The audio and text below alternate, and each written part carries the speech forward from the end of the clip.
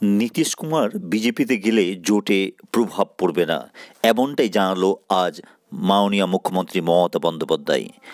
আজ নীতিশ কুমার সকালবেলায় তার মুখ্যমন্ত্রীর পদ থেকে ইস্তফা দেওয়ার পর ঠিক বিকেলেই এনডিএর সঙ্গে সরকার গঠন করলো এবং মুখ্যমন্ত্রী হিসেবে শপথ নেওয়ার সঙ্গে সঙ্গেই আমাদের রাজ্যের মাননীয় মুখ্যমন্ত্রী মমতা বন্দ্যোপাধ্যায় তার প্রতিক্রিয়া জানিয়েছে।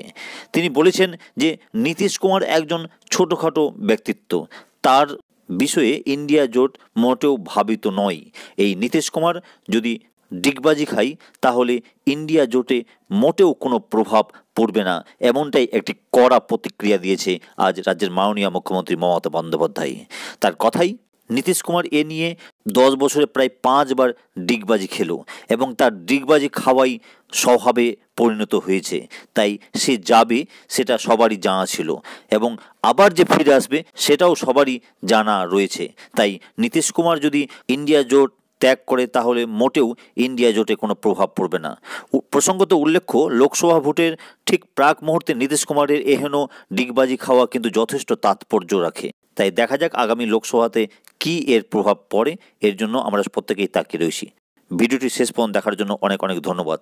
চ্যানেলটিকে সাবস্ক্রাইব করে পাশে বেল আইকন প্রেস করে অল করে আমাদের সঙ্গে থাকতে পারেন।